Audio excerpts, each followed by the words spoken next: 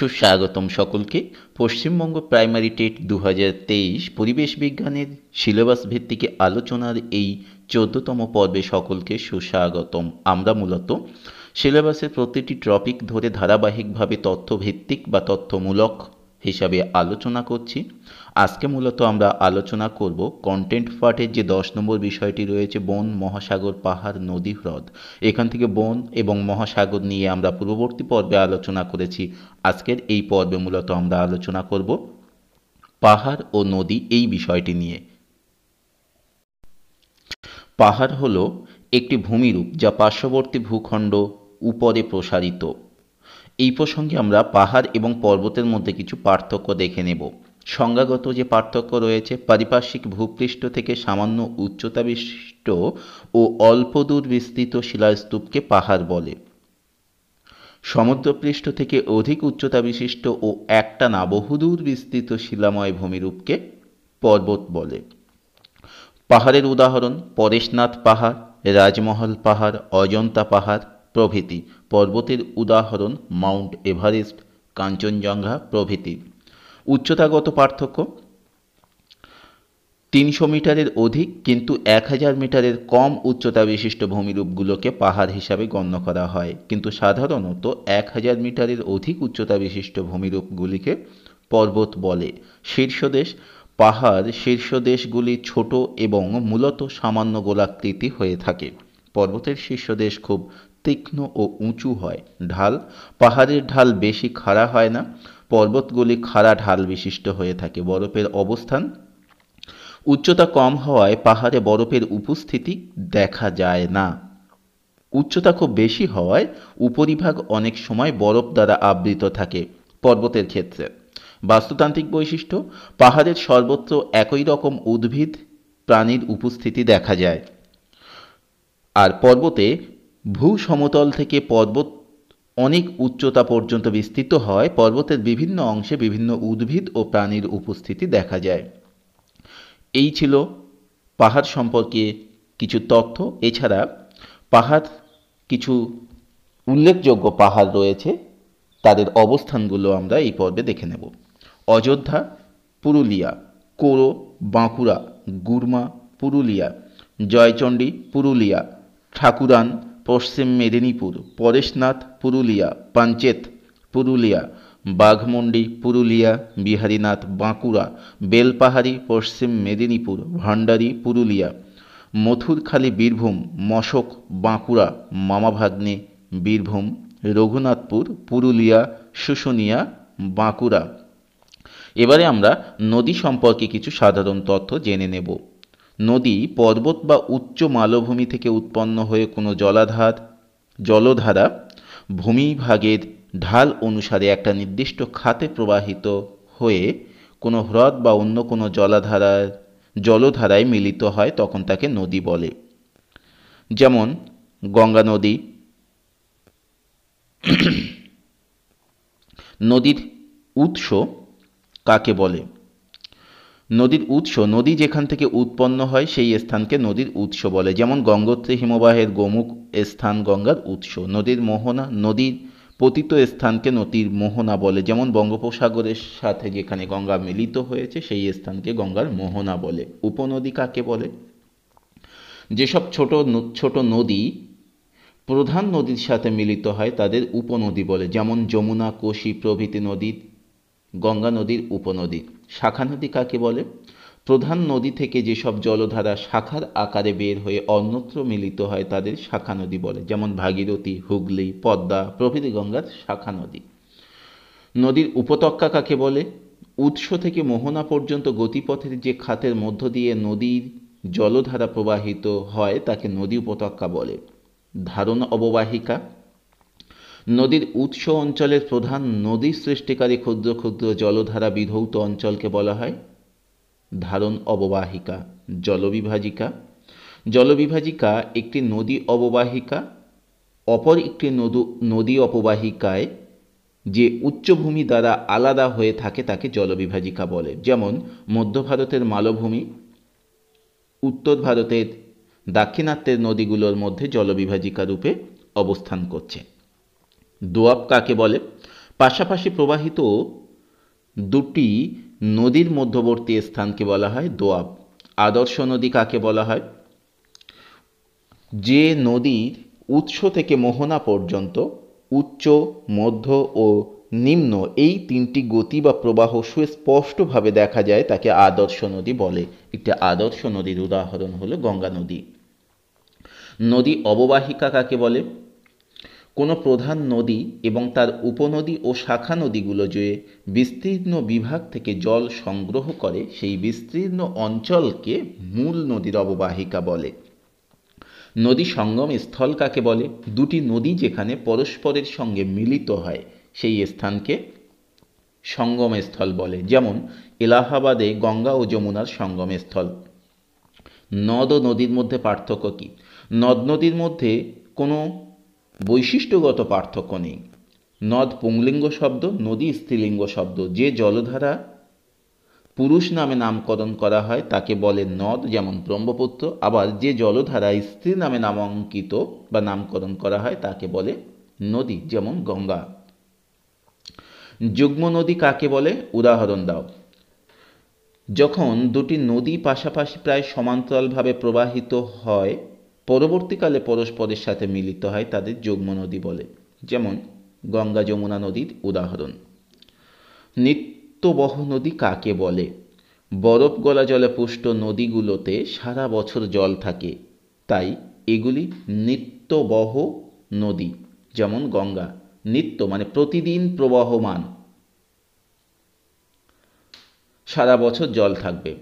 অনিত্যবহ, বৃষ্টির জলে পুষ্ট নদীগুলোতে কেবলমাত্র বর্ষাকালে জল থাকে, তাই এগুলিকে অনিত্যবহ নদী বলে। যেমন দামোদর। অন্তর্বাহিনী নদী কাকে বলে? যেসব নদীর গতিপথ স্থলভাগের মধ্যে সীমাবদ্ধ, অর্থাৎ যেসব নদী সাগরে না গিয়ে স্থলভাগের অভ্যন্তরে কোনো পথেই শুকিয়ে যায় বা শেষ হয়ে যায় তাকে অন্তর্বাহিনী নদী বলে। যেমন লুনি, আমুদরিয়া, শিরদরিয়া, হেলমন্দ প্রভৃতি। পূর্ববর্তী নদী কাকে বলে? কোনো নদী যখন সেই অঞ্চলের উন্নয়নের সাথে সামঞ্জস্য বজায় রেখে দ্রুত নিম্ন ক্ষয়ের মাধ্যমে তার পূর্বেকার প্রবাহ বজায় রাখে তাকে পূর্ববর্তী নদী বলে। যেমন সিন্ধু, ব্রহ্মপুত্র। নদীর প্রবাহ কাকে বলে? নদীবাহিত জলের পরিমাণ এবং জলের স্রোতের গতিবেগকে একত্রে নদী প্রবাহ বলে। নদীর ভার বা বোঝা কাকে বলে? নদী যে পরিমাণ বস্তু পরিবহন করে তাকে নদীর ভার বা বোঝা বলে। কিউসেক কাকে বলে? নদীর জলপ্রবাহ পরিমাপের একক হলো কিউসেক। কিউসেক কথাটির অর্থ কিউবিক ফিট পার সেকেন্ড। নদী খাতের কিউবিক ফিট পার সেকেন্ড। নদী খাতের একটি নির্দিষ্ট স্থান দিয়ে প্রতি সেকেন্ডে যত ঘনফুট জল প্রবাহিত হয় তাকে বলে কিউসেক। কিউসেক কাকে বলে এটি বললাম। বর্তমানে মেট্রিক পদ্ধতিতে হিসাব করার জন্য কিউসেকের পরিবর্তে কিউমেক একক ব্যবহার করা হয়। এই তত্ত্বটি গুরুত্বপূর্ণ। জল পরিমাপের জন্য কিউসেকের পরিবর্তে কি ব্যবহার করা হয়, কোন একক বর্তমানে ব্যবহার করা হয়? নদী প্রবাহ বলতে কি বোঝো? নদীবাহিত জলের পরিমাণ এবং জলের স্রোতের গতিবেগকে একত্রে নদী প্রবাহ বলে। নদীর প্রবাহকে কিউসেক বা কিউমেক একক দ্বারা পরিমাপ করা হয়। ষষ্ঠ ঘাতের সূত্র কাকে বলে? নদীর বহন ক্ষমতা নির্ভর করে তার শক্তির উপর। নদীর শক্তি নির্ভর করে নদীর গতিবেগ, শিলাখণ্ডের আকৃতি এবং জলের পরিমাণের উপর। পরীক্ষার সাহায্যে জানা গেছে নদীর জলের পরিমাণ দ্বিগুণ বৃদ্ধি পেলে তার বহন ক্ষমতা দ্বিগুণ বৃদ্ধি পায়, কিন্তু নদীর গতিবেগ দ্বিগুণ হলে তার বহন ক্ষমতা বৃদ্ধি পায়। গতিবেগের সাথে নদীর বহন ক্ষমতার এই অনুপাতকে ষষ্ঠ ঘাতের সূত্র বলে। নদীর প্রধান কাজ কয়টি ও কী কী? তিনটি: ক্ষয় সাধন, পরিবহন, অবক্ষেপণ। উচ্চগতি বা পার্বত্য প্রবাহ কাকে বলে?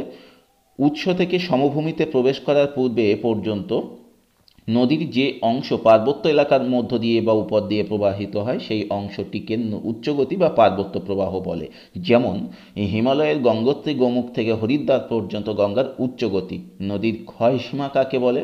নদীর নিম্ন ক্ষয়ের শেষ সীমাকে, অর্থাৎ সমুদ্র তল বা হ্রদের জলতলকেই নদীর ক্ষয় সীমা বলে। নদীর পুনর্যৌবন লাভ বলতে কি বোঝো? নদীর নিম্নক্ষয় বা ক্ষমতা পুনরুজ্জীবিত হওয়াকে নদীর পুনরুজ্জীবন বা পুনর্যৌবন লাভ বলে। নিক পয়েন্ট কাকে বলে? নদীর পুনর্যৌবন লাভের ফলে অনেক সময় নদীর দৈর্ঘ্য বরাবর ঢালের পরিবর্তন হয়। নদী পুনরায় সামঞ্জস্যপূর্ণ গতিপথ সৃষ্টির জন্য একটি নতুন ঢাল বা নতুন নদী খাত তৈরি করে। এই নতুন খাতটিকে যেখানে পুরাতন নদী খাতের সাথে মিলিত হয় সেই স্থানটি আগেকার নদী খাতের চেয়ে উঁচুতে অবস্থান করে। এই উঁচু স্থানটিকে নিক পয়েন্ট বলে। নদী গ্রাস বলতে কি বোঝো? বিভিন্ন প্রকার নদী বিন্যাসের বিবর্তনের সময় কোনো কোনো নদীকে অন্য নদীখাত বা উপত্যকা দ্বারা অধিগ্রহণ করতে দেখা যায়। এরকম অবস্থার সৃষ্টি হলে তাকে নদীগ্রাস বলে। মধ্যগতি বা সমভূমি প্রবাহ কাকে বলে? নদী যখন সমভূমির ওপর দিয়ে প্রবাহিত হয় তখন তাকে বা তার গতিকে মধ্যগতি বা সমভূমি প্রবাহ বলে। হরিদ্বার থেকে বিহারের রাজমহল পাহাড় পর্যন্ত গঙ্গার মধ্যগতি। গঙ্গা নদীর কোন অংশ উচ্চগতি, কোন অংশ মধ্যগতি, মানে উচ্চগতির সীমানা, মধ্যগতির সীমানা এবং সমভূমি প্রবাহের সীমানা, এই বিষয়টিকে কিন্তু মনে রাখতে হবে। অবক্ষেপণ কাকে বলে? অবক্ষেপণ নদীর সঞ্চয় কাজকে বলা হয়। যখন নদীর বয়ে নিয়ে যাওয়ার ক্ষমতা কমে আসে তখন নদীবাহিত পাথর, কাঁকর, পলি, কাদা প্রভৃতি নদীগর্ভে ও নদীর দুপাশে জমা হতে থাকে। এদের অবক্ষেপণ বলে। নদীর আহরণ কাকে বলে? নদীর বহন ক্ষমতা অপেক্ষা তার বোঝার পরিমাণ বেশি হলে সেই অতিরিক্ত বোঝা নদীগর্ভে জমা হয়, ফলে নদীগর্ভ ক্রমশ উঁচু হয়। একে নদীগর্ভে আহরণ বলে। পুল কাকে বলে? নদী বা এর অবতল পাহাড়ের দিকে নদীখাত বেশি ক্ষয় হয়, অপেক্ষাকৃত গভীর অংশে শুষ্ক ঋতুতেও জল শুকায় না, একে পুল বলে। ইয়াজু নদী কাকে বলে?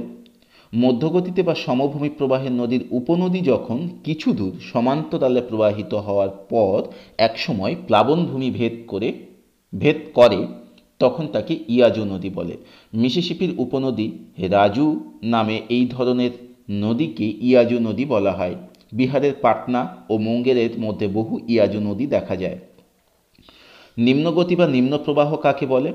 সমভূমি প্রবাহ ছেড়ে নদী যখন সমুদ্র সমতলে এসে পড়ে সেখান থেকে মোহনা পর্যন্ত অংশকে বলা হয় নদীর নিম্নগতি বা বদ্বীপ প্রবাহ। রাজমহল পাহাড় থেকে বঙ্গোপসাগরের কাছে মোহনা পর্যন্ত গঙ্গার নিম্নগতি। ভারতের প্রধান নদ নদী, উত্তর ভারতের নদ নদী এবং দক্ষিণ ভারতের নদ নদী, এই দুভাগে ভাগ করা যায়। উত্তর ভারতের নদ নদীর বৈশিষ্ট্য প্রধানত হিমালয় পর্বতের বিভিন্ন হিমবাহের বরফ গলা জল থেকে উৎপন্ন হওয়ায় এই সব নদীতে সারা বছরেই জল থাকে। ভারতের নদীগুলি বন্যাপ্রবণ। উত্তর ভারতের নদীগুলি বন্যাপ্রবণ। উচ্চ প্রবাহ ছাড়া সমভূমিতে নদীর স্রোতের বেগ কম হওয়ায় উত্তর ভারতের নদীগুলো জাহাজ বা নৌকা চলাচলের উপযুক্ত।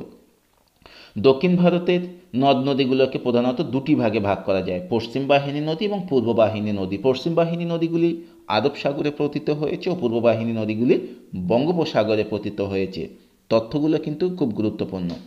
দক্ষিণ ভারতের নদ নদীর বৈশিষ্ট্য কোনো হিমবাহ থেকে উৎপন্ন হয়ে এরা ঝর্ণা জলে পুষ্ট হওয়ায় বর্ষাকাল ছাড়া অন্য সময়ে এইসব নদীতে জল থাকে না।